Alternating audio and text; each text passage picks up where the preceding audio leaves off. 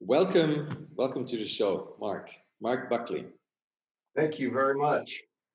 Marc, we've bumped into each other over the course of the years. I think the first time almost a decade ago, but in the last couple of months, we've intensified our conversations. It's always been absolutely amazing.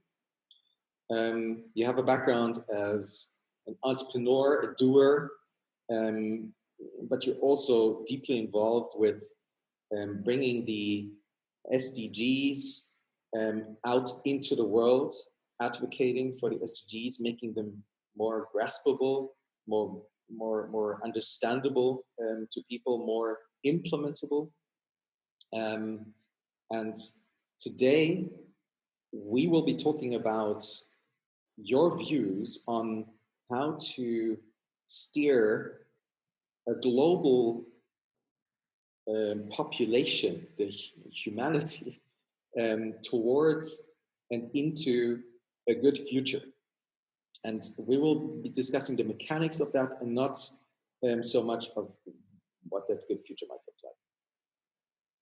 So with that, if you want to share something about yourself, just a little topic then today, yeah. So no deep dive.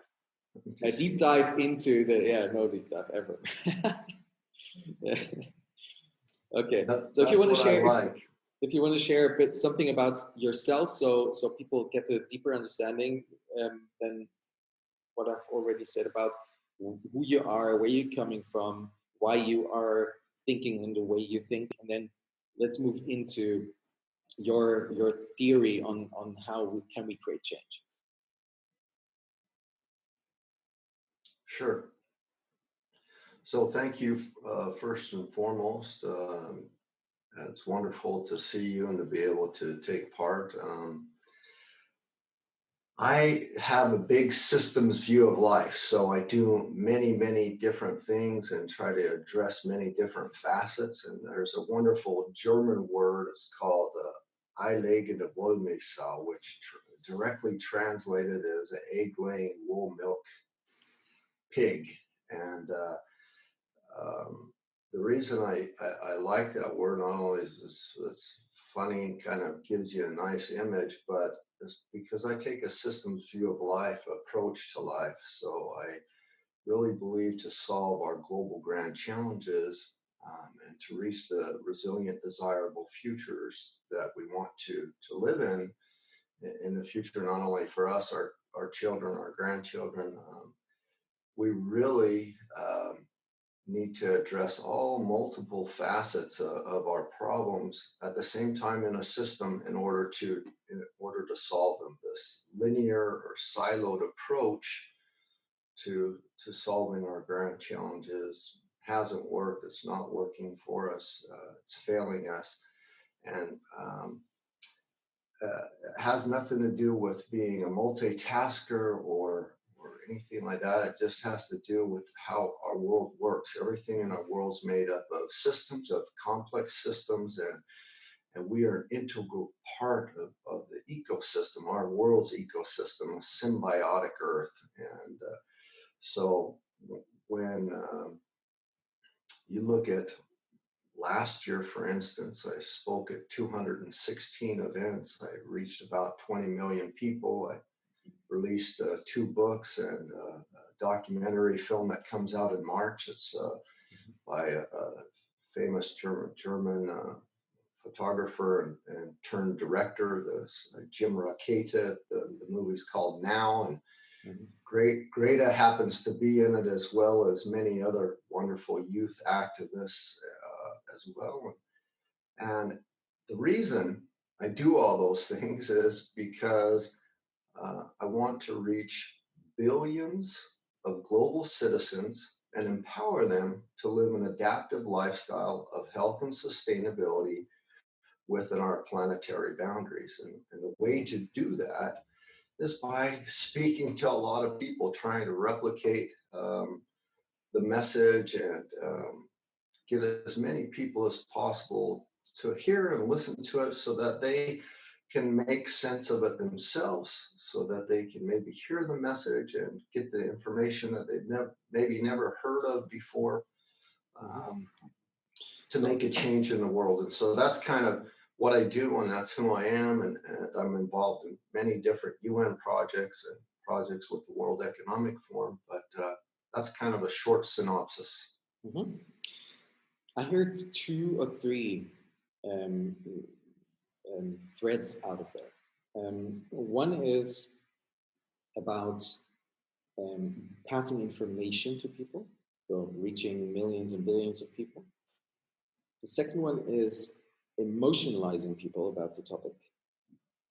And the third one is equipping with tools to think about and work with systems in order to be able to adapt to complex systems.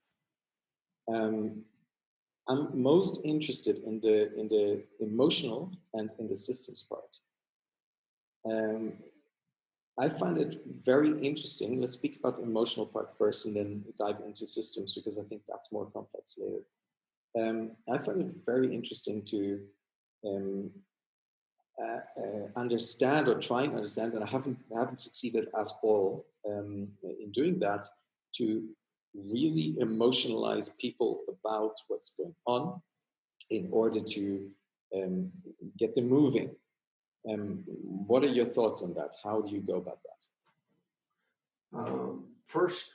First, we have to be in a situation where we can even hear the message, where we before we can reach that emotional layer in anyone, and it's really an individual process. It's extremely hard to do it in large groups. It, it's kind of an individual process, and Mhm. the way it works best is most people reach a point in their life where they kind of make this transition from being numb or not being very connected with our earth or our world or what's going on around us, to a point where they begin to ask themselves some questions, where they begin to say, hey, this doesn't make sense. I'm feeling some anxieties or panic. I'm hearing and seeing things that don't make sense to me. And then they go to an event, they go to a conference, they go to YouTube and look at videos to kind of try to find the answer and dive deeper. And at that moment, those people are ready to hear a message. And so if the right message can be presented to them, then that's really how you can reach them in an emotional way. And the way that I do it, and it's not really a formula or anything, any hocus pocus or magic. It's really, I want to connect people uh, to our world, to our planet, to give them the big history of where they came from and how we evolved and how we got here, and that we're an integral part of our earth, that we're not passengers just along for the ride, that we're actually crew members and part of the ecosystem of this planet. And when you come to that realization, um, it's a lot easier to be moved to action. It's a lot easier to build habits over time that get you to do things. And so um, a lot of my presentations start out with either an image of stardust, Mhm.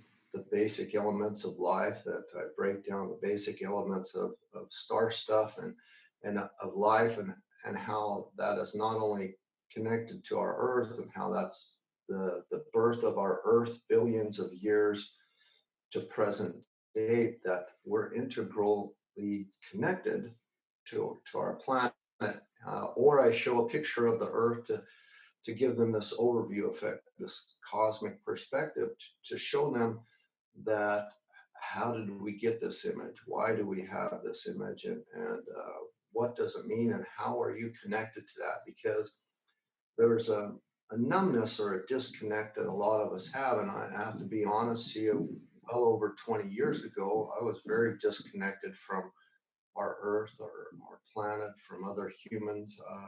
I was numb. I was Mhm. overweight. I was in a different situation. And had you had asked or tried to have the same type of conversations with me like we're having today would have been impossible. I couldn't have felt it. I didn't feel it. I wasn't ready. I was in a different place. And because I didn't have the big history narrative, I didn't see where I fit into the planet. I was just kind of on autopilot going through this world and feeling very numb, trying to push back what was going on around me, just in survival mode. And so I think that connection to our planet and connection to the big history of things, of how we got here, and the realities of it, is a process of sense making that connects us to the earth, and it ties into those emotions. And there's certain narratives and stories along that big history journey that really are beautiful and profound, that wake us to, wow, why I never looked at it that way. I never looked at how we were connected to that. One thing I say that's kind of in there that's really important, for everyone to know, is I mentioned symbiotic earth or homo symbios. Um, there was a point in our world where we kind of switched to, excuse me, to a neoliberalism, a neo-Darwinism view of the world, that it's competition and extreme capitalism and extreme um, fierce competition, and you know, who can win and who can earn the most money and who can compete, and we're all fighting against each other, whether it's in business or as nations or societies. Um, that's wrong. That doesn't exist. That's some kind of a false narrative that got into the world. And there's a great person, Lynn Margulis. She was actually Carl Sagan's wife. That she had many great teachers as well, but she discovered the science between a single cell organism and the nucleated cell, which we evolved into how we came to be on this planet, and that there is no natural selection. There's no survival of the fittest. Only the strong survive. Fierce competition, that doesn't exist. The only way we can live long into the future, to be sustainable, to be around in the future, is when we realize that we're not at the top of the food chain. Get out of this ego and get into this ecosystem view of life, that we're an integral part of our planet, this homo symbios or symbiotic earth. And that's also part of this connection. And when we understand that, we can put it into perspective and have the sense making around that.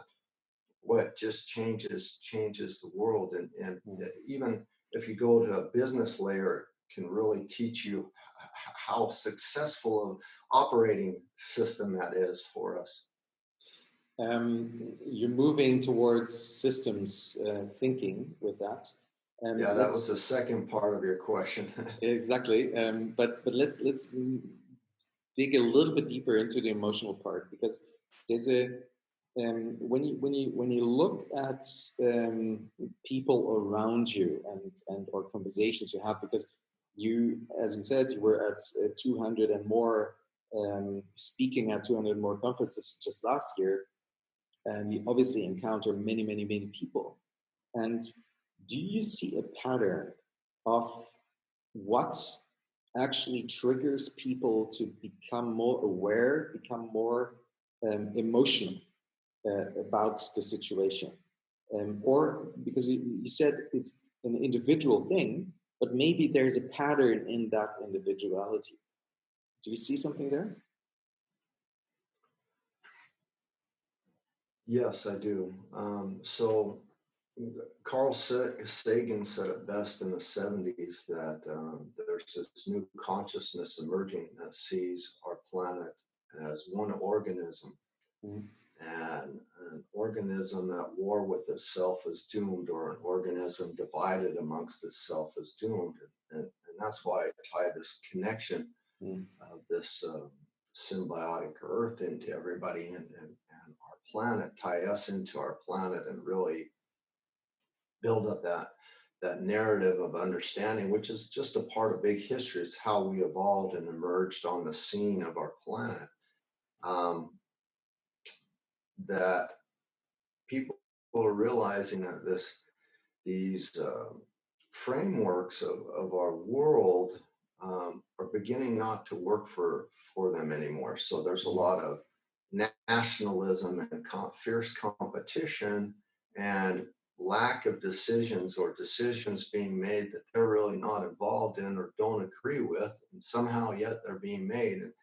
And so when this frustration comes about, when this person, whether they've been numb or whether they're kind of been on autopilot for a while, when it hits, I don't know if it's a tipping point or it's an emergence in them personally, um, uh, then they're able to have those emotions, to have those feelings, to start making sense, and it's a collective action as well. So um, there's this thing that I'm seeing is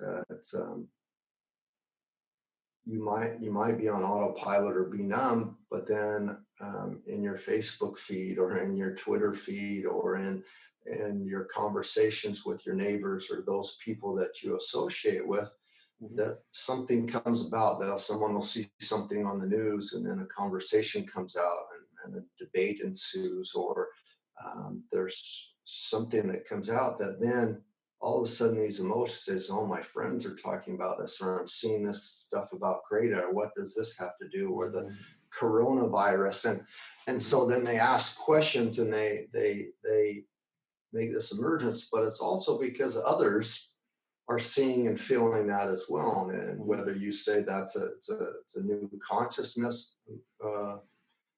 emerging, or if that's an emergence or awakening, I don't know, but that does happen as well, because the frequencies of the noise and the information that's being put out there can also have an influence to rally a group of people together to start asking questions that have never been asked before. And I don't want to get too far off on a tangent, but I want to tell you something that I saw just recently that maybe some others have seen or could relate to. There's this film called Jojo Rabbit. It's kind of a satirical Nazi Jewish type of a movie. It's it's rough to see it in Germany as kind of a satirical movie, but in that there was these conversations that this young boy had about Jewish people, that, like, do they have wings? Do they have horns? Do they hang upside down like bats and sleep at night? Whatever. And just in these, even though it's kind of supposed to be satire, in these conversations between a child and maybe another adult, we can make sense and say, they're just like us. We're the same. We're together on the same planet. And there's this sense making that evolves just by asking simple questions and irrational sense making of what's going on. I said, no, I don't think they're any different. They're great. And that's what happens when we ask questions. There's this burning question that's called, what's the future? WTF? What's the future? And if we run out the narratives of the Trumpocalypses or the Bolsonaros or the Erdogans or Putins, and we say, what's the future of this direction or this framework that they're taking us? When we've reached the end of their plan or their mission for us, are we standing in a better future? Is everybody equal? Is everybody doing well? Or have we achieved what we wanted to achieve? Or actually are we more miserable and more divided and more so people kind of have enough sense making or not enough knowledge that eventually when they reach that point, they can realize, boy, we can. So it's a bit about developing empathy for the future self. Imagining yourself in 30 years in the future, and then asking the question, are the people who are in charge at the moment of how we do things around here, creating a future that I actually want to live in? Yeah.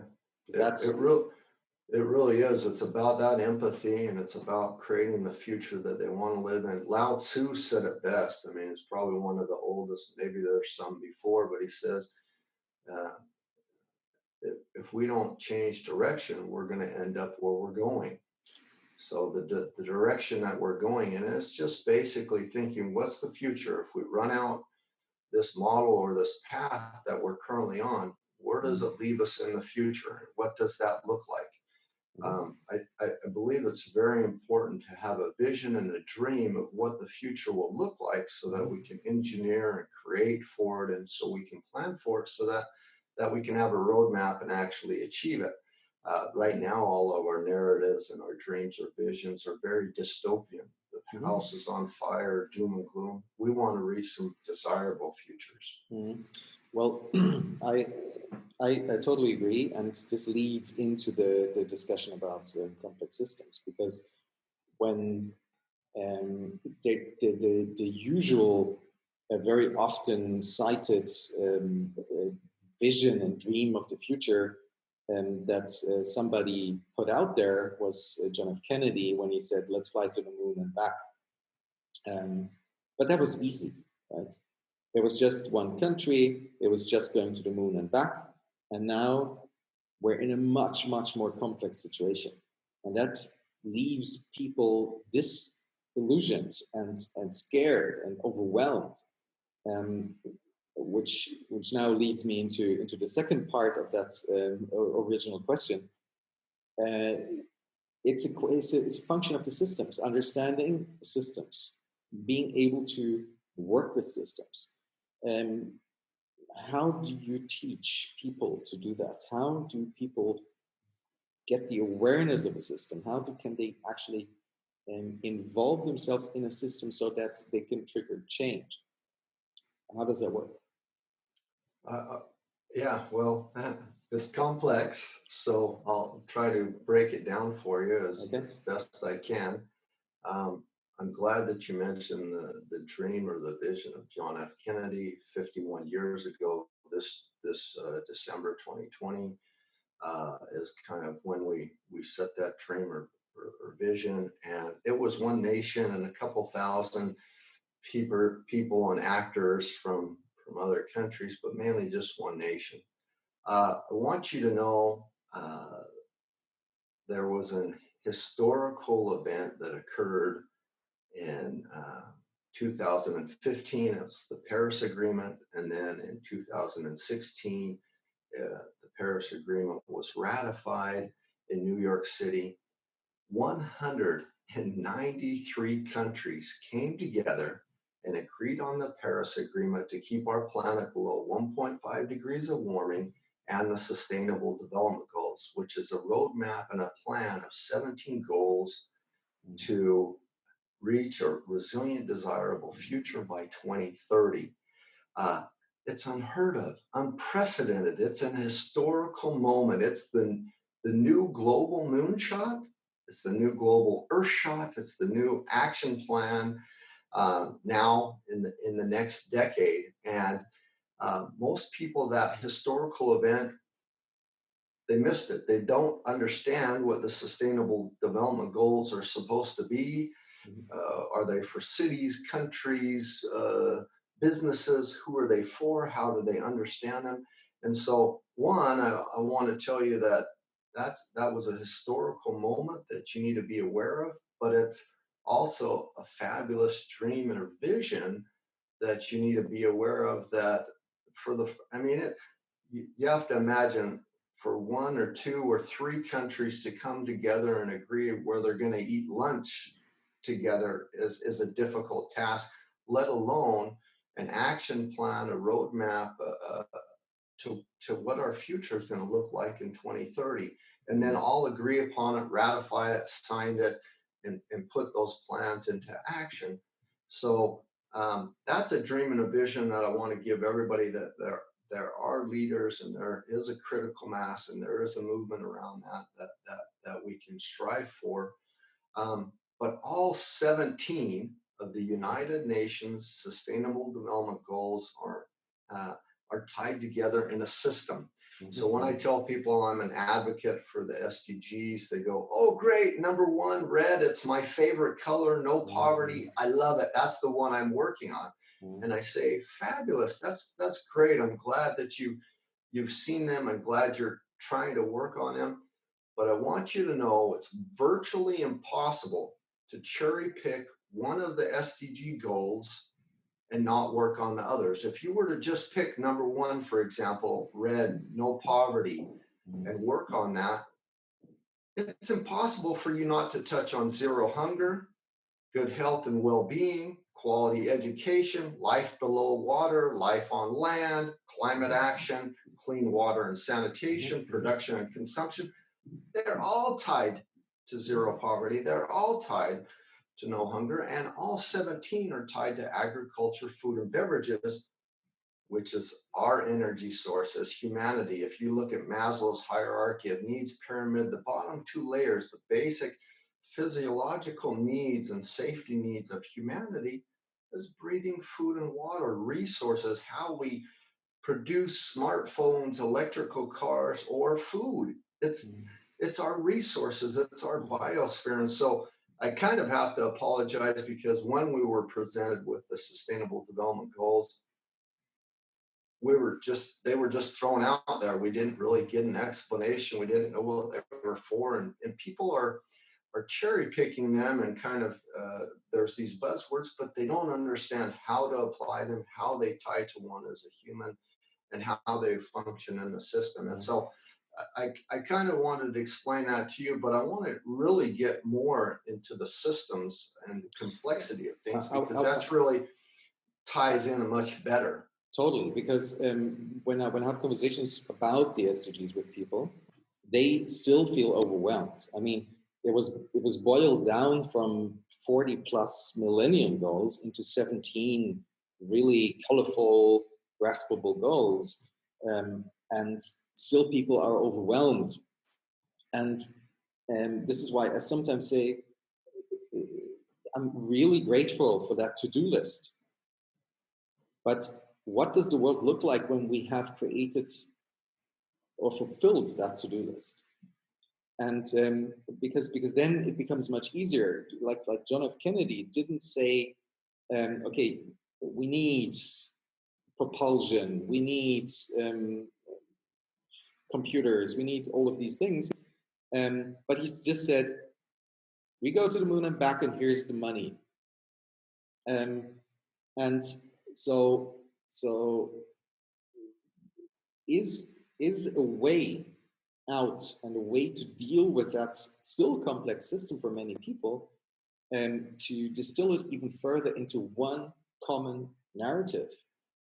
Is that necessary, or do you think it is better to keep it like that, because that could be a foundation for local adaptation, because every local system has to adapt in a different way, and we cannot have a global narrative. So I think we can make arguments for both, but I'm really interested in your views on this. Well, it's definitely local, but it also needs to occur globally. So we're on one planet, one Earth. There's no place to hide. So it doesn't matter if China or the USA is all super on SDGs and the Paris Agreement if the rest of the world isn't on board, because we're all breathing the same air and drink the same water, and there's really no place to hide. We're all part of this ecosystem and share the same resources, especially in this global world that we live in. We need to act locally as if all global players are on board and will get on board. And in some respects, some local communities can make up for some of the emissions and some of the things that are happening in other areas that are not catching on as quickly to this new framework that's evolving. For the, I'll just tie in some more things that people don't know about the Sustainable Development Goals and how they were developed, and how they are a system and how to look at them and what was behind them. And I want to start out with, I apologize and told you how we kind of presented with them wrong. But I also um, want to give you a dream and vision. So they were laid out very linear and lateral from 1 to 17. And that's not how we should look at them. We should look at them as a system. But I also want you to hear a narrative or a manifesto, which is a dream and a vision that I wrote for the United Nations. It's called the SDG Manifesto. Okay. And I want to read it to you. But before I do, I want everybody to either close their eyes or imagine or envision what it would feel like in January 2030 if we were standing in a world of everything that I read to you, which has to do with the Sustainable Development Goals. So I'd like you to do that, and I'm going to read this to you now. Imagine a world where there is no poverty and zero hunger. We have good health and well-being, quality education, and full gender equality everywhere. There is clean water and sanitation for everyone. Affordable and clean energy has created decent work and sustainable economic growth. Our prosperity is fueled by investments in resilient industry, innovation, and infrastructure, and that has reduced inequalities. We live in sustainable cities and communities, and responsible consumption and production has healed our planet. Climate action has stopped and reversed the warming of our planet, and we have flourishing life below water and abundant, diverse life on land. We enjoy peace and justice through strong institutions and have built long-term partnerships for the goals.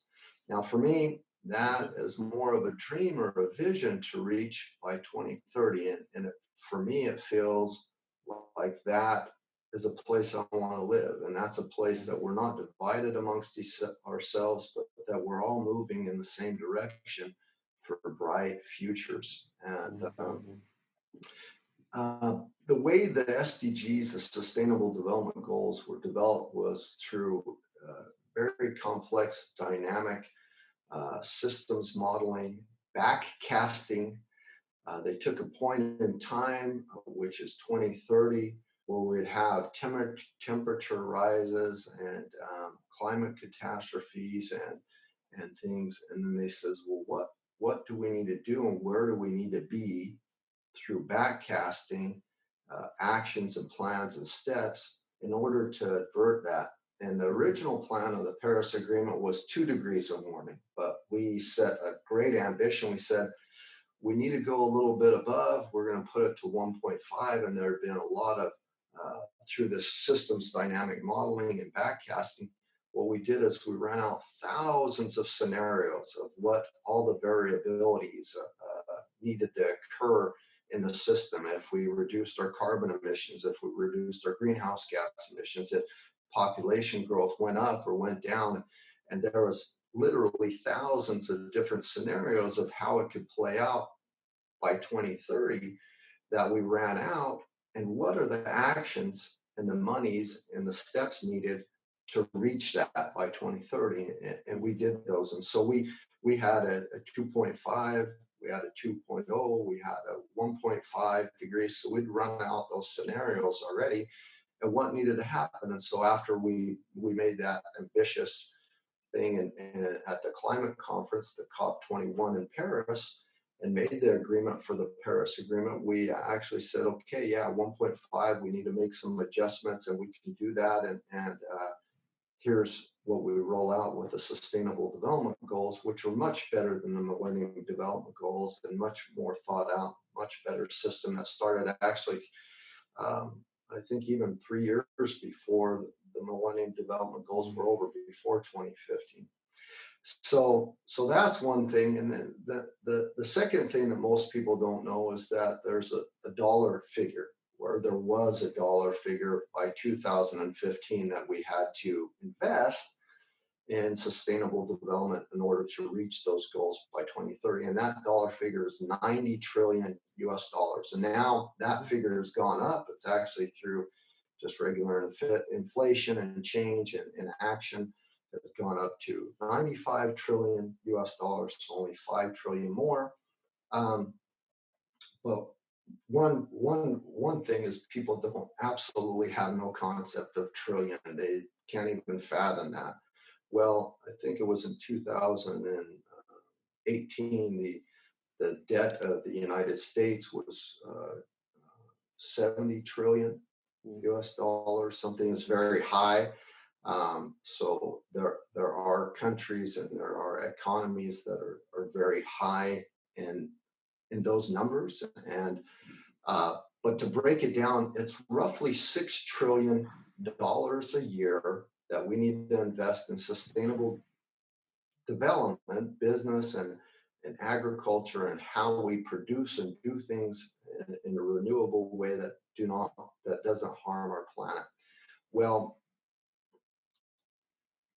to reach that by 2030, what people don't understand and wasn't made clear to them, and I want to tell you this because it's amazing that if you notice that regardless, if we do a high carbon scenario, just business as usual, if we just stay on the same path that we're on, we're going to spend 89 trillion US dollars regardless by 2030. So, I mean, that big amount we're going to spend regardless, but it's going to be in a high carbon scenario. It's going to be business as usual. What that means, it's spent a little bit different, that money. We wait until a building is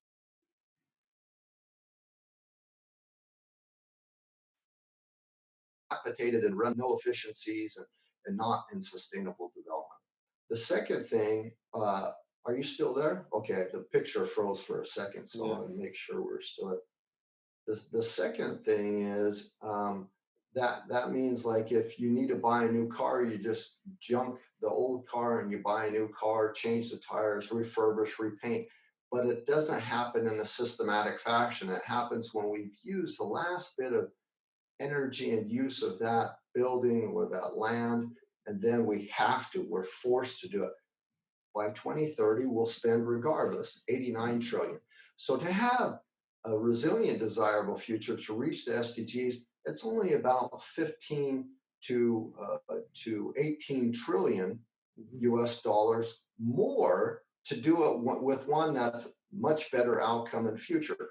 So that's one positive thing that's really important for people to understand. But here's the best part. So just 26 days ago, there was another historical precedent set where we've on the road, on the exponential roadmap to 2030, to reach the goals, that some corporations and some governments have stepped up to the plate to take some bold actions above $2.4 trillion to make some big, huge actions. And one of those was Microsoft. And I don't know how I feel about it, and I try to look at it real honestly and realistic. They had a noble goal of 1 billion sustainable fund, which was nice. And then they said instead of going carbon neutral, they're going to go carbon negative, which is also noble and great. But the historical precedents that passed by people's minds altogether, is that since they've been in business, every impact or anything that they've done to our planet, they're going to remove that historical carbon emissions by 2050. And so what they're in essence saying is anything negatively that we've impacted our planet that could affect the future, we're going to clean up by 2050. Now that set a precedence to go in the right direction and to actually clean up. So that was great. But every company that I know that has taken an honest application of the Sustainable Development Goals into their business models has seen that their cost of goods sold has gone down, that they've increased their profit margins, that it's more sustainable over time. Even if they began with greenwashing or faking it until they can make it, they quickly realized that it's actually a better operating system. It's a better model. It's a better system. And that after a year or two, they don't need to fake it anymore. That's actually a better system to function on. And so they say they made that switch. And the initial reports, which I think are pretty low, is they're seeing a $12 trillion annual return per year, which is 6 trillion more by just doing a more sustainable, better, efficient business model, because it's efficiency. And so that's benefits of $6 trillion more than we need to reach the goals. So the money's, the opportunities there, and that opens up a whole other can of worms, because I have certain feelings about economic growth and monies and those things that we can maybe talk about in another time in the direction that it needs to go. But maybe it's a really positive thing. Maybe it's a good opportunity to talk about that now, because there's one building on what you said, which gives me hope, that there is an exponential growth curve of solutions and activity towards 2030, towards solving the SDGs. This also implies that, as usual, exponential growth curves are very underpromising in the early phase. So if we did a linear extrapolation, people would think that we're on a better path. But actually, we're on the right path. We're just not there yet, and then it will be very sudden, slowly for a long time, and then very sudden. Now, I have to contrast that with something a friend of mine shared. He was his key takeaway from the 2020 Davos meeting. And I know you were there too. Maybe you had a similar experience or something different. And the overall notion he said was that we will not reach the 1.5 degree goal. The overall notion was more like, let's hope we don't hit the 3.5 degrees. And that was, in that emotional setting, there was a member of the French government, and she was on stage, and she said, I don't know what we have to do. I don't know. But I know that if we don't do anything, there will be a revolution in 5 years. So that is an interesting mixture on the way to building a good world, where the people in charge, they seem to not know what to do. They seem to have partially given up on the goals themselves, and giving into a situation where they're admitting that they're out of control. On the other hand, we might be on the perfect path, but nobody's understanding it because nobody understands exponentials, and we cannot really communicate them. So how do we resolve that? What's your take?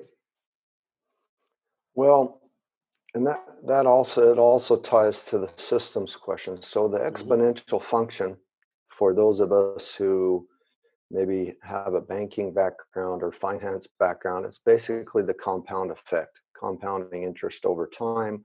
And it's something that we need to embrace and understand. Our time on this earth has been an exponential time. If you were to put Homo sapiens, humanity's time on this earth in a 24-hour time clock, we've been on this earth 2 seconds. And that's an exponential path. That's an exponential. It starts out very slow, and you're like, oh, but we've had an exponential impact and an exponential growth and path since we've been on this planet. I mean, all that we've done and accomplished, and now those 2 seconds is unbelievable. And it ties to systems and it ties to embracing complexity and thinking, and that is that some people have gotten into this modus or this understanding, I need the simple version, give me the quick pitch, just make it simple. Everything is made up of systems, and it's really exponential growth. Since I've been alive, since I was born as a baby to now, has been an exponential growth path. I mean, the way my body's grown, the way it functions, it's an exponential path. And so instead of kind of being numb to that or pushing that off and not embracing that, saying, oh no, we can handle that, we can function with that, uh, we really need to understand and make that click to know that the predictions and the models and the things that we do, they usually err on the side of caution. So they're usually a little bit lower, and we're like, oh, we can never do it, because it's really hard for us to envision the future. It's really hard for us to most of the predictions of the future are totally wrong. They're too short. They're too long of a time, and it actually occurs in a much shorter period of time, because we don't understand that exponential hockey stick growth, and which is also tied to complexity in systems. And so I truly believe that I've heard the same thing. So I go to a lot of international organization meetings, not just only the World Economic Forum, but the climate conferences for the UN, the General Assemblies. And in those meetings, so even though we agreed on 1.5 degrees of warming with the Paris Agreement, we agreed on the 2030 target and goals, there's been conversations where they've said, oh, all of a sudden it's 2 degrees of warming again. Well, how did that get back in the narrative? It's this human saying, I'm not sure we can make it, and we're, because we don't understand the exponential function. We don't understand that if we do a transition and a transformation over time, we build habits, we change the way we do things and our processes, that just that persistence, 1 or 2 days out of that, or weeks or time periods on our path, we're going to have points in time where we have some take some steps back, where something happens, whether it's the coronavirus or some natural catastrophe that sets us back a little bit. But if we have more days where we're working on the plan and the roadmap day after day, building habits, seeing the positive returns and effects, and we have historical precedences like what Microsoft did, and which I think now Google and Amazon and Facebook and many of the other big ones are going to say, we're going to do the same. We're going to be even more ambitious, and that's really going to kick that change that we need to see and get us to see that exponential function. And I want to go back and relate a couple stories. So this is going to take a few minutes. Yeah, please do. But let's take a physical body outlook. If you wanted to be healthy and get a 6-pack or a 12-pack on your stomach, and you go to the gym early one morning and you work out for 12 hours, you do all the stomach training and the lifting and the stretches, and you work nonstop for 12 hours, and you're taking the supplements and you're taking the shakes. And then at the end of that 12 hours, you go stand in front of the mirror and you look, I don't have a 6-pack. I don't have a 12-pack. So it was all a waste. Well, that's not how it works. People aren't struck with lightning. They don't see God. They are not climate refugees. They don't have this profound story that all of a sudden changed their life and put them on this transition. It's a transformation over time. There'll be, if you go and work out 3-4 times a week for an hour or 45 minutes, and you do that for a few weeks, a month, then you're going to stand in front of the mirror and you're going to see the results as you build those habits, as you persist over time. And that's how we get on that exponential curve.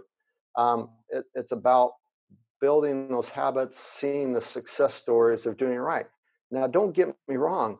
There's going to be things that happen along that path where one morning you're like, I don't even want to get up. I don't feel like getting out of bed. I want to sleep all day. I'm tired. I'm going to go eat pizza and drink beer and watch TV and just relax. I've had enough. And you'll have days like that, which could feel like 2 steps backwards. But if you only have a few of those, and you have more positive transitions and habit building over time, not only does that discipline become easier, and I'm just relating it to a physical thing, but it's the same with climate action, it's the same with our business models, it's the same with our operating systems that will help us reach those goals in the future. We don't need to reinvent the wheel, because the path and the roadmap and actions that we need to do are pretty clear. We just need to do them.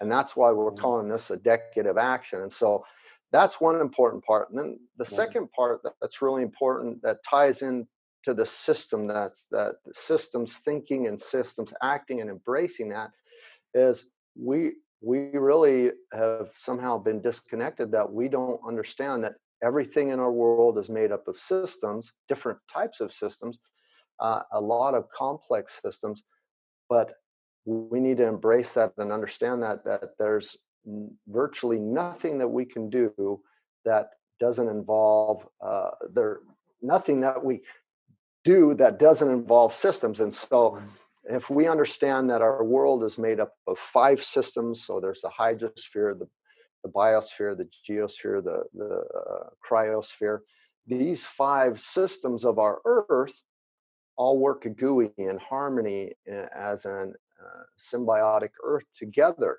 But like what happened, what was it, the 70s, the 80s, when we had this ozone layer problem, right? Our atmosphere started to get a problem, and it was creating a problem for the other systems. If one of those systems has a problem, the other 4 Earth systems try to compensate to fix. And we actually fixed that problem and done pretty good about fixing our atmosphere. But there's not one of those 5 systems that controls the other 4. They all work in harmony and gooey as a system together. Now, let's relate that to us personally. So, and on a high level or a basic level of thinking about systems, our body has 11 systems: the nervous system, the digestive system, the skeletal system. These 11 systems also work in harmony. They work together. There's not one of the systems that controls the other 10. They all work like a system together and very gooey. But if you break a bone or tear a muscle, or something goes wrong with your digestive system or your nervous system, the other 10 try to compensate to help you, to get you into a state of health again, and to fix that. And if that can't be done, then you become disabled. You might die. You might be sick for a long time. Certain things happen, but we need to understand that just some of those simple systems, they're everywhere in our world. And if we learn to work with those in harmony with those, and we create them into our framework of our civilization framework and our politics and our governance, and we integrate them into our business models, that it's much more successful over time, and it puts us on that exponential curve as well. I now to kind of go back and answer the question about this again, to put the point on it for the exponential growth and function, and how we don't understand how that works. And what was said at Davos is, it's not up to an individual player to say they don't know what to do, they don't believe in it, they think it's going to be 3.5. It's the collective gravitational pull of humanity and what we will do that will make certain that we'll continue on this exponential path. And a lot of people see exponential as kind of a negative thing. So we have climate change growing exponentially, we have population growth growing exponentially, we have technology, and so there's the good, bad, and ugly of exponential growth. But if we embrace it and we understand it, we can actually use it as a very positive thing. Going back to the compound effect, we can use it as an effect to actually guarantee that we'll achieve the success of that plan. We just need to have faith in it. And it seems like it's very, okay, it's just not going anywhere, where it's not happening, it doesn't seem fast enough. Mm. That's just our own fallible way of perceiving and understanding the world. Mm. An analogy that maybe kind of can help you understand that there's this Gaussian curve or this nominal curve in our world that everything works on as well. And in that Gaussian curve or that S curve, there's a little part in that section that's called the gap or the chasm, this kind of a dead point where you think nothing's happening, nothing's moving forward, nothing's moving back. It's like time is standing still. And the diffusion of innovation model for products like an iPhone or cars, the iterations of better models over time, there's also that gap or that chasm. And it's from the inventor, the genius, the early adapter, to those who get over the gap or chasm to reach the nice end result. And that's something that we always have to go through on this exponential curve of growth. I relate that dead zone or that gap or chasm to kind of like shooting a bow and arrow. As you pull back the arrow and the bow, there's a point of no movement, and there's this gap. But the minute you let that go, there's your exponential growth. And there's that point where you're kind of like waiting for something to happen, and you take a few steps back, you take the pull back, and then as you let go of that quiver and that, then you've got that exponential growth to reach the target. And it's that over time and that iteration of that get us there. I like that image because that gives you a role as an agent, because you can imagine you're just putting in the energy and you strengthen the system in order to then start unleashing some power. I want to build on the image of interacting systems, and also tie something in as a question that you referred to earlier with that. And what if there is, in those interlinked systems, you were talking about biological and about geo systems, but there's also societal systems. And what if there's one system that is at the core of almost everything we do in our societies, that is misaligned in its incentive structure, and it's spinning out of control.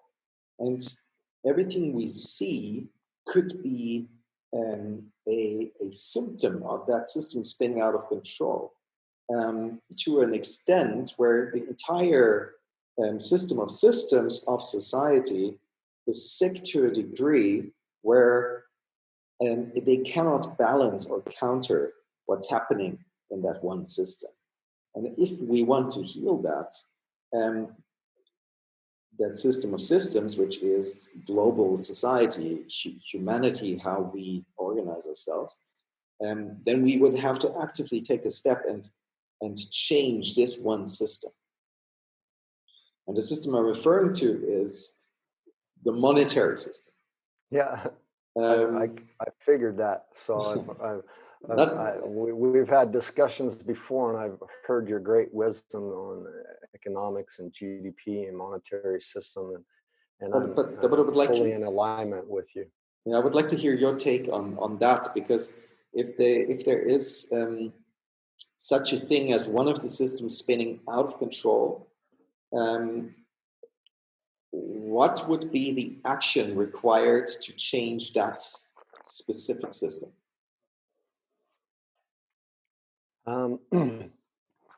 So the way I shortly touched upon it earlier in our conversation, that a lot of these civilization frameworks and systems and economic models they're not working for us anymore. They're failing us. And I've lived through 5 economic bubbles. I don't know if you have as well, maybe 4.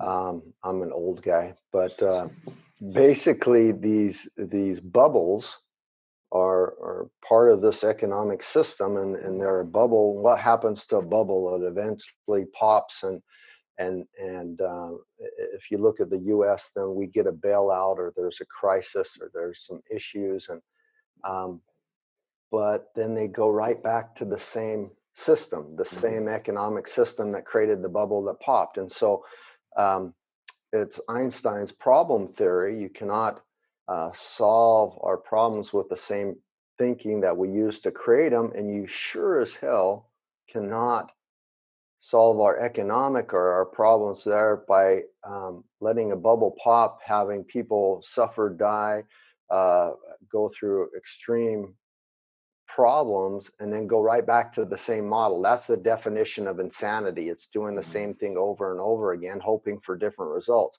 And so we need a new model that's more of a global system that works for all of us.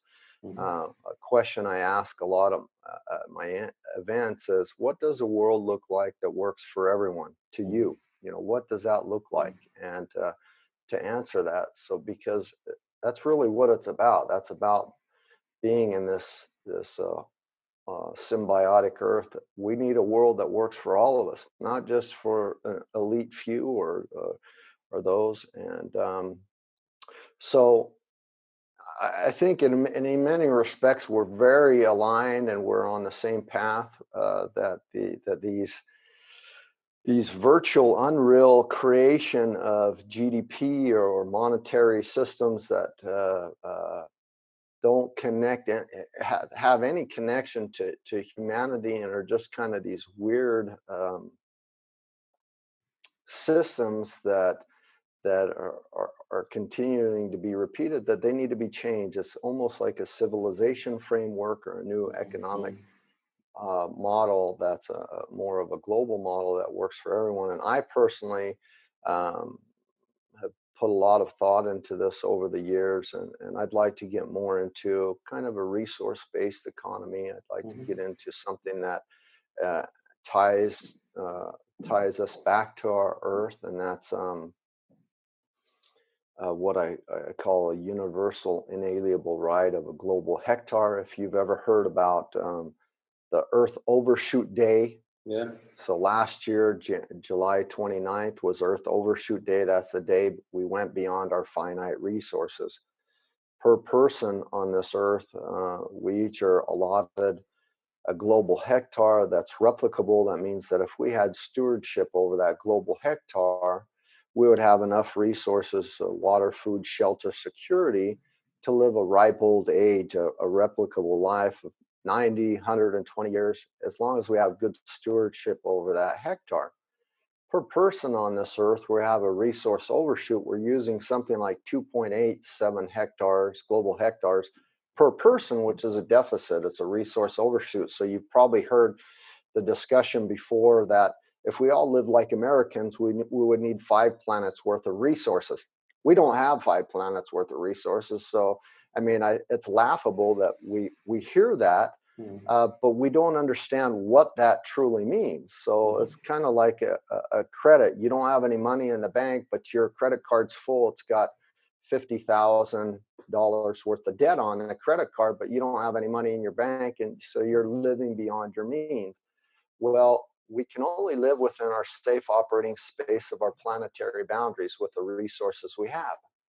And so there's this new idea that I have, that many others are having it as well. I think that there's an emergence coming about, is what if we were all given stewardship and an inalienable right? It's a twist on universal basic income, that we are all guaranteed, just as being born a global citizen of this planet, this replicable hectare. And as long as we're good stewards over that, we can not have to worry about food, shelter, security, the basics of life to live and to survive. And there's some twists that can be done on this as well.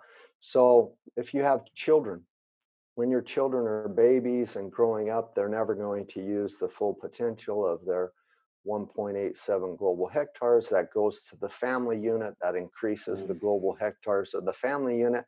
But let's say you live in a house or an apartment that's run on renewable energy. It does rainwater recycling, ambient water harvesting. You have a battery backup. It's a passive house. You're doing all these wonderful things. You have vertical gardens. You're living plant-based. You've just now increased the global hectare of your entire family, because not only are you living within the safe operating space of your planetary boundaries, your global hectare, but you've also increased it because you're being efficient and you're using it well because you've increased it for your family unit. Let's take it a step further. What if you are the landlord or the owner of an apartment building, and there's 10 people in that apartment building with a family of between 2 and 4 people, and it's also passive, it's also renewable energy, it's also using all these efficient things that aren't taking away from finite resources. You've now just increased the entire global hectare of everyone in your building, and that using it wisely in a vertical way to increase that hectare for everybody. You're doing it in a smart way. And let's say maybe on top of that, you're doing some form of carbon offsetting or carbon capturing, that you're not having single-use plastic waste, you're not creating the air pollution, and you're capturing greenhouse gas emissions somehow to use them in your farming in the house or whatever, which is an efficient way. But now we can push that model out even further and say, as everybody has that right, we now give that stewardship to the city and community we live in, and it's their political or requirement to create an infrastructure for that city or community that we live in, that we're all guaranteed the same basic rights, but that the infrastructure there is such to handle the influx of travelers per year, the new people that move there, maybe even the climate refugees, if we have those, that they all have those basic needs in that infrastructure. And as a city, as a society, as a community, the more efficient they are with the use of that, of how they use renewable energy and non-finite resources, they create infrastructure that is efficient and grows and expands with our people, that they create a thriving, abundant community to live in that covers everybody's basic needs, and it doesn't make everybody a mooch or dependent or living off the teat of the government or some kind of welfare state. It actually takes away that basic layer of basic needs that everybody has, and allows us to be not to have angst or fear around how we're going to survive and cover Maslow's basic needs, but it lets us be creative, lets us be engineers and thought leaders, and to do the things that we love for work. And the reason we work is because we want to show love to others and we enjoy it, and people are still productive and efficient, and there's very, very few people that manipulate that system. That's kind of a tangent of what my view is. Yeah, I love that image, and I have 2 questions.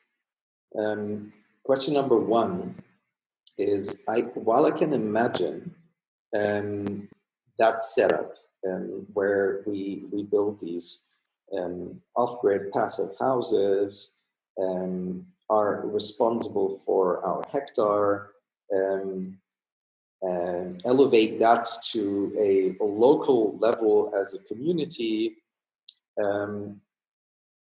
where do the components come from for this?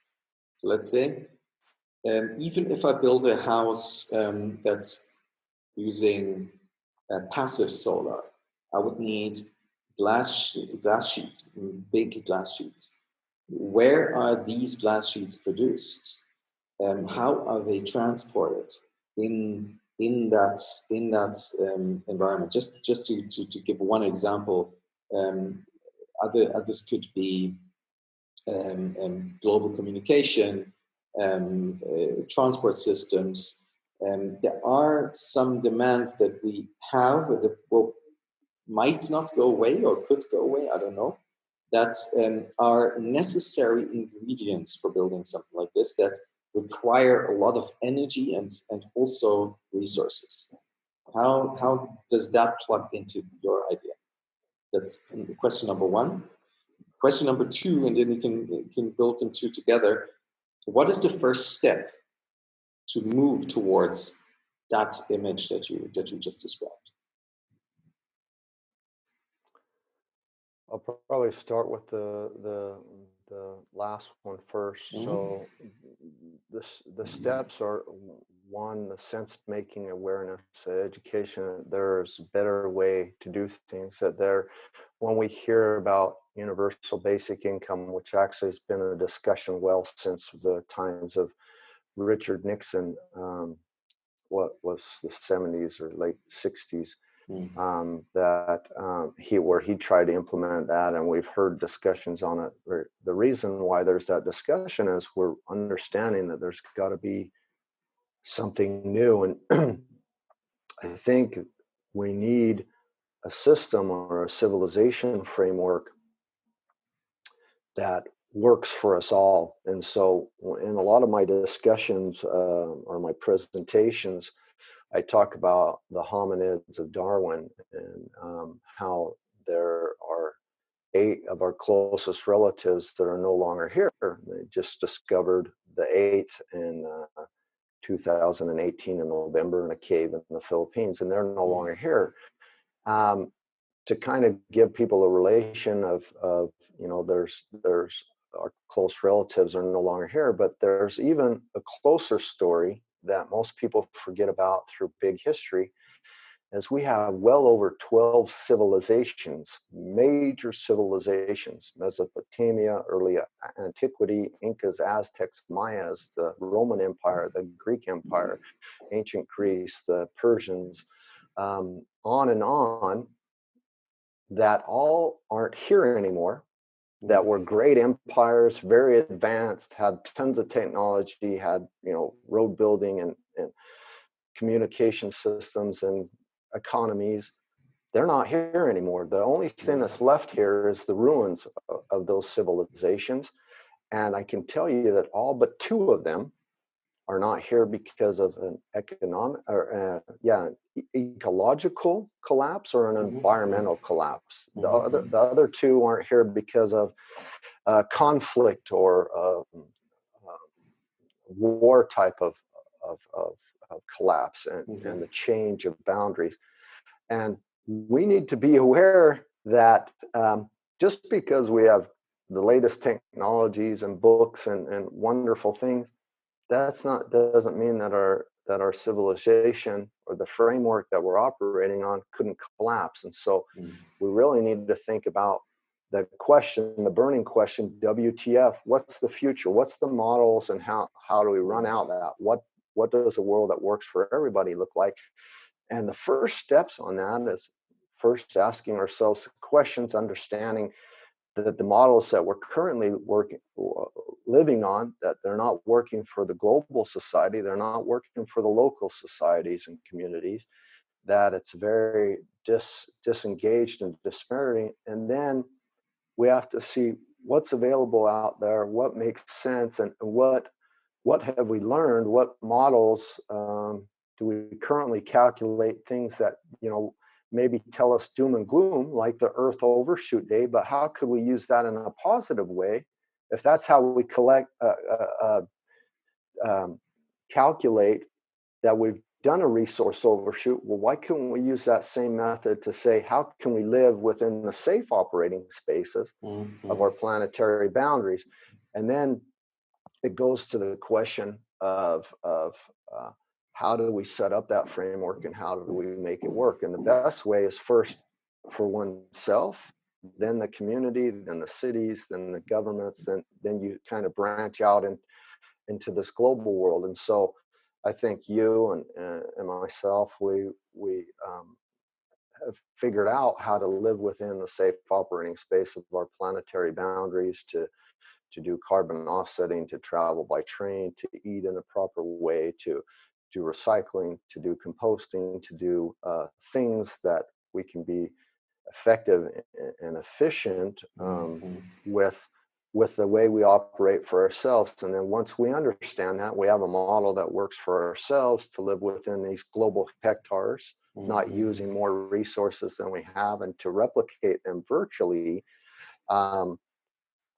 Then we can spread that into buildings and communities and cities and so on. And the way that works is it's a circular economy principle. It's a closed system principle. It's a cradle to cradle principle, that there's a biological system, a circular system, and there's a technical circular system, and that we want to keep things that we produce within those. Because if you look at our planet, our Earth, from outer space, when you throw something away, you have to realize there is no way. It all remains on this Earth, and we need to find out a way that whatever we create or produce remains within that system and doesn't harm our planet. So the way we got on this path of global trade and impact on our environment and greenhouse gas emissions is really from our basic energy necessity. Human beings have to eat to maintain their body temperature. What is it, 98.6 degrees, almost 100 degrees. Keeps our engine going, keeps our body flowing, our function, and regulates our temperature. When someone dies, if you to touch their hand in the casket, they say, "Oh, their body's cold." Well, no, it's room temperature. It's not cold. It's room temperature, because they're no longer there's no longer this energy, this motion that's keeping their body functioning. And so the way we got into fossil fuels and agricultural revolution, the industrial revolution, is because of our basic energy needs. We need food, we need efficiency to keep us going on this exponential path, this journey that we are. So we need to break it down to the basic laws of physics, the lowest common denominator, and realize that it all began with us and how we eat and how we act on this planet.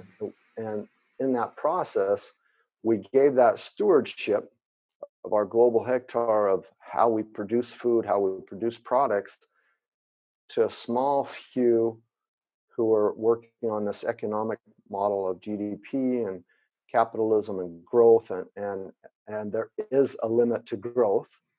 And so those are models that don't function for us. So we need to realize there is different ways of producing energy and creating that from non-finite resources that we can still work within our planetary boundaries. And so when I answered the question of where do we get the materials and the nickel and the cadmium and the glass and those things to produce the solar cells, just as one facet of a system of a passive or renewable house, then we have to say, well, where do those finite elements come from? Because they are a finite element. And how do we think of doing it in a different way without the use of those finite elements? And right now we're on a path where even, let's say, Elon Musk and the production of his batteries and how he uses the lithium ion and the nickel to make those batteries, that's a finite resource, and those are hard to get. And there's a balance before we can balance that out.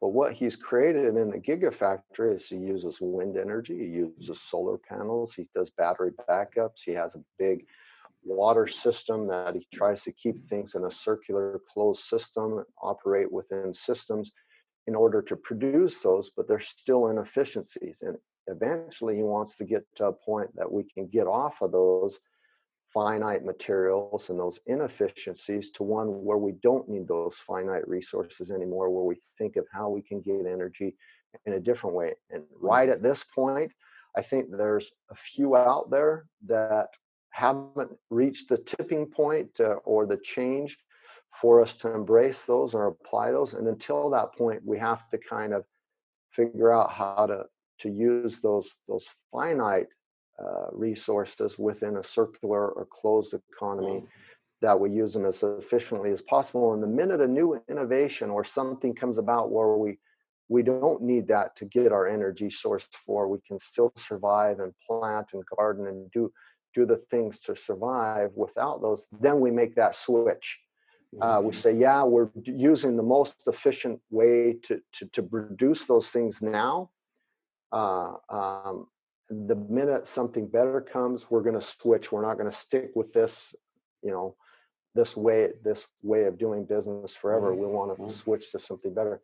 And I don't know if that answers your question, but it's kind of that transition that needs to occur. I mean, the same example with Elon, the electrical vehicle. The first electrical vehicle was before 1884, the Parker. Volkswagen, who did Dieselgate, the first vehicles that came out were plant-based fuels in their vehicles. So the technology has been around for a long time. The thought of it, where did we get onto this other path that's much more negative? And maybe we would have seen that if we would have went that plant-based way of Volkswagen or that electrical vehicles of the Parkers in 1884, that maybe that would have led to another problem. But it's not the products of the future. It's not the electrical cars or the food of the future. It's how we produce in the future that doesn't affect our planetary boundaries and create harm for humanity or emissions. That's the key. It's not the products of the future, is how we produce that's important. So how I understand your answer to the material and the production question is that, like, to take an example of building houses, we could move to slowly but surely and step by step to circular and renewable sources in all categories. And there is a whole science around that evolving to do that. For example, as I said, with houses, for sure. we could grow hemp and then use that hemp to print a house. And so it would be entirely, all the material would be grown entirely locally. The house would be, by definition, carbon negative because the hemp was sequestering CO2 while it was growing. And so we could build with that, and then the robot goes and builds the next house, something like that. And we could find new ways of creating glass and sourcing energy and storing energy. So many things like that we could apply that actually have existed for a long time. We just need to apply them or use them. I mean, even in the food and refrigeration and things, the models that we could use or change would just are just amazing. We just have to apply them and use them. And there's some great architectural bureau offices and companies out there that are doing some cutting edge, leading things that are having positive results that we could use as help and examples to make that transition. So building on what you said, it requires individual actors or little groups to start working with this, start living in that way. Kind of like as the Tesla Roadster, the desirable model of how to live in the future now, and then attract people to group around them and to grow this into something more meaningful and into a new system that will then reach a tipping point that can allow more people to log out of the current system.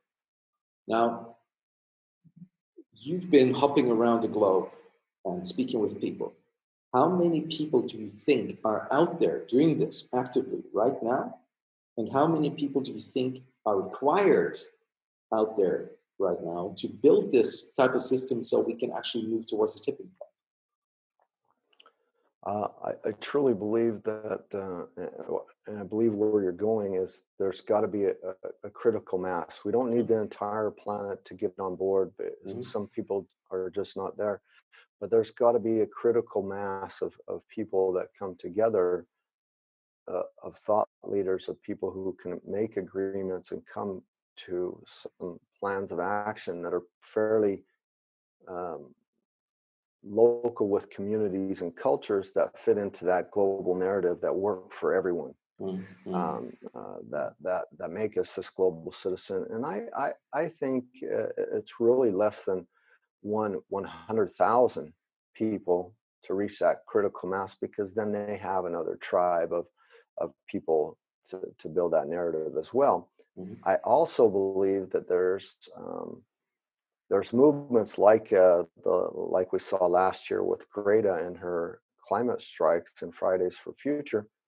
She's reached around 11 million people that have come out and striked, and out of that percentage of those 11 million people plus that have been on the strikes and been active, I think there's a critical mass within there that could be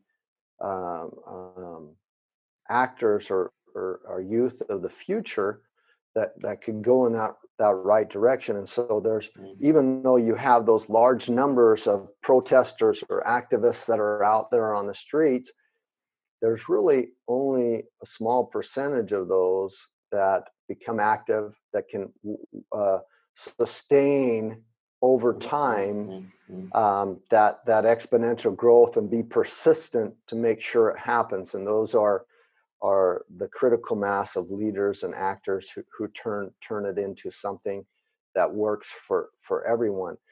There's a lot of people who get on those movements who start out as they're just glad to not have to go to school that day, so they go off to the climate thing, or they're still in a growth period, and then they realize, I can't do it. I don't understand it. I'm not ready.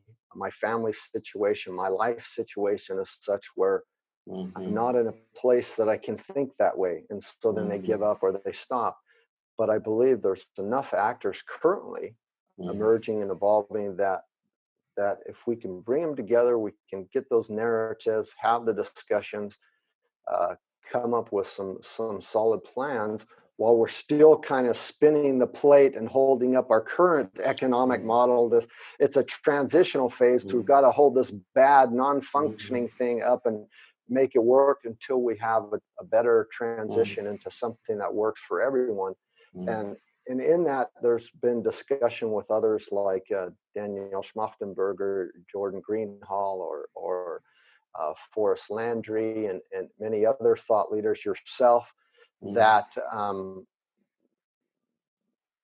not only do we have to hold it up, but there's this transition to something new. And some of us think, well, maybe there has to be a collapse in order to reach it. Maybe we won't be able to do the critical mass. I believe that we can do it, that there should be the critical mass, that we have enough intelligent people to do it, and that it has nothing to do with political will. The politics and democracy hasn't existed for a long time. It's not working for humanity, and we're going to let the Trumpocalypse and those people make their decisions and do their circus, and humanity just to say, we're not going to listen to you, we're going to do something else. And that transition is going to, whether it's a collapse or a conflict or some kind of a new emergence, it's going to happen to make that change. I strongly believe on that, because if you run any of those models out, they're just not working for us. Wow. Did that answer the question, kind of? That answers the question, and it also gives me a good feeling on multiple levels. Summing up some threads throughout our conversation, where we have an action plan. We have this global idea of the things we need to do. We are on an exponential curve towards solving these things, and 100,000 people are enough that can trigger that tipping point of the exponential curve into action. And that's as a summary is in my view really promising and good results. And if you put some numbers on that, based on statistics on the interaction of people in online communities, there's 1 in 1,000 producers to consumer ratios. So if we apply that number to the Greta movement, for example, that would produce approximately 10,000 producers. And if we have, this means that with 10 movements like Fridays for Future, we have the 100,000 you're talking about. And there might even already be, so we might be halfway. That's my feeling. I think that we're actually more than halfway, but the one thing that I'm seeing in a lot of these activists and Extinction Rebellion, Fridays for Future, some of these movements, is I want you to be clear. We need to function as a symbiotic Earth. A lot of these movements have, it's like one mission or one goal, which is one facet of the system, of a complex system. That's activism where they're shouting and screaming the house is on fire, or it's Extinction Rebellion where they want to get protest and get thrown in jail or whatever it is. But it's these facets of a system that really needs to function together. And so they've got their voice over here and that. I was at COP25 in Madrid, and we didn't come to any agreements. It was extended a couple of days over the weekend. It was almost depressing that everybody had a voice and a plan of action and screaming and shouting and saying, we're going to do this, we're doing this, but nobody's working together in this symbiotic Earth. And that's the thing. It's okay to have your different facets of a system that you're talking about, planting a tree or saving the oceans, but we actually need all of those working together, and people who can think in complexities and in systems and understand the exponential function to tie all those together, to bring us together as humanity, not as divided nations of activism or of Extinction Rebellion or whatever it is, these divisional things. That's another form of division. But how can we all work together and to get the problem done and solved at a critical mass? And so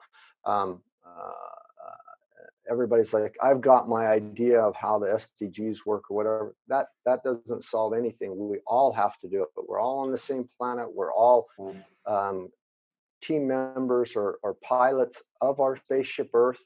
None of us are passengers. And we need to come to that realization, and then we will really truly go far. We'll have some great solutions, and so that's important to know and to think about in that process of reaching the critical mass. And I think we're a lot further along than we think. Thank you, man. That was you're welcome. That was a great. I mean, I could go on for hours. I have much more that ties to that. I could talk for hours. That's just. I just wanted to say, because I know we've talked for hours, so I know we can talk for more for hours. But I think regarding the question of moving a global society towards a good future, we have reached a good point here now. What I would love to do at one point in the future is to have a similar conversation, fleshing out the details of your manifesto that you've built based on the SDGs, and creating that with life, filling that with life, creating a livable image of that in a similar conversation, to make it even more visceral and understandable.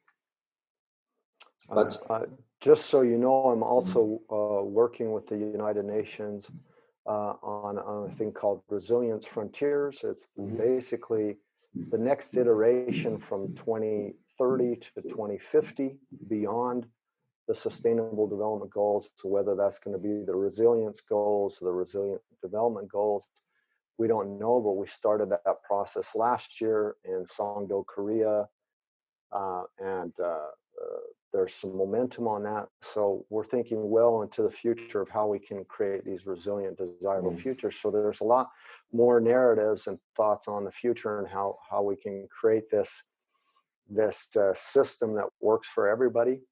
And one thing that people don't know about the not only the manifesto but the Sustainable Development Goals is it creates a solid infrastructure for us to springboard off into this resilient, desirable future. It creates a foundation and a framework for us that provides us all with this global security and equality that we need to use a better operating model and functioning. There was something that I just can't leave it. I'm sorry, I've got to mention it. Go ahead. That's really important. So we talked about the critical mass, and that's kind of how we ended it. But I really want people to have sense making of the numbers, the facts, the figures, and about that critical mass. I'm going to give you an example, and I could give you many examples. Some people might say, well, 100,000 is not enough for the critical mass. It's not for the billions of our planet. And I want you to understand that Donald Trump, who is the president of the United States, got elected by the Electoral College. He did not win the popular vote. The popular vote was millions of people more than the actual votes that voted for him. He was elected by a few in the Electoral College, but the majority of votes went to someone else, Hillary Clinton. And so if you put that into a critical mass, it's the right systems. So I think that's a broken system, and that's why he got elected. And there's maybe, the Cambridge Analytics and a lot of manipulation, whatever reasons occurred in there. But that can help you understand the critical mass. It's not the 2+ million people that voted for Hillary that she didn't get elected. It was how many hundreds in the Electoral College, in a broken system that got the Trumpocalypse to the comb-over society that we're experiencing now. And that's one example. We could go into Brexit. We could go into what's up for Brazil and Bolsonaro. We could do many other things that there's bad systems. And here's the great thing about systems that we can use for our benefit. It doesn't matter as long as you have a system, even if it's a bad system, it will always work better than something with no system, no collective critical mass infrastructure alignment for the future. And so we need to create good, complex systems to solve our global grand challenges. Then we'll reach critical mass, and it doesn't matter how many electoral colleges vote for the crazies that are not helping humanity to really make a change. And the people that I mentioned to you, Jordan Greenhall and Daniel Schmachtenberg and Forrest Landry, who have had those conversations, the conversations that they had began because of civilization frameworks like Trumpocalypse not working for them anymore. And they said, what's going on with our world? What's happening? And that's how those discussions come about. And so I just wanted to throw that in there and maybe have some thoughts around that and how our world works. So I think that's encouraging, and I've been trying to come up with an image to build on that of where there are sudden tipping points that happen through small numbers of population. And you can look all over biology to see that in a little pond, the overgrowth of plants versus the fish population or the frog population, and you can see these systems exploding suddenly, and then coming to a point where they kill themselves basically, and have reduced back to to a certain state. So, and this is a very natural process. So I totally agree, and I see many people, um, apart from having conversations like ours, which are many of out there around the globe at the moment, but many people gathering and taking action in very, very small ways in their um, environment by building passive house systems, by moving there, by trying out new ways of organizing themselves in a local community in a circular way, and make it attractive and desirable for other people to be there. So I definitely, while this is still at a small scale and probably in our filter bubble somewhere, it is growing significantly all the time. It's truly a process that is for us one of learning and growing and gaining comfort to. As you began with the emotional side of the question. If we were in a room, let's say we were at a movie theater or in a school event, and a little baby started crying because it was hungry or because it was tired, it just started crying. Most of us in that room would have an emotion that says, oh, the baby's crying, and oh, I hope they can quiet it down, even if it's nothing big. It's just maybe the baby's hungry and just needs to eat something. But for us to have the emotions and the feelings that 400,000 people die every year due to climate change and air pollution, and that's the low number. I think it's much higher than that. And to not have that same emotion and feeling for those people dying and being affected by the civilization framework that's not working for us anymore, this inaction, is a disconnect because it's more global. It's not present. It's not right there in the room with us. And that's the change we need to make. We need to connect ourselves to humanity and to our earth and understand the realities of things. And so you said you're looking for a new way to describe that. Maybe there's something in that model thinking. So yeah, we could even make that a physical thing. So taking data, I think we had that discussion before, taking data and tying that data to a feeling of comfort or discomfort that is transmitted through some device, through a ring that you're wearing that exerts pressure if the planet is not in a good shape, or if there are many people dying today on the planet, and to give you a real sense of what's going on around the planet and with people and the systems. That could be a very interesting experiment. I think it would be as well. We have a lot more to learn and grow and to discuss, but I think I know we're on the right path and we can do it. I have hope and optimism of the future. Can we do it? Should we do it? Will we do it? And the answer is emphatically yes for all of those. We can. Beautiful. Thank you, Marc. That was thanks. I appreciate it, conversation, and I want to also thank you for all the work you're doing for getting that done on the planet. Thank you. I appreciate you putting up with my down day and just come and relax to you, because I'm just glad to be off of the road and in the office and being able to catch up on all the things I need to do. And I do it gladly. I jump out of bed every day because I love you guys and I love humanity, and I see bright, desirable futures. We can do it, and I have a lot of faith in humanity. So thank you. Thank you.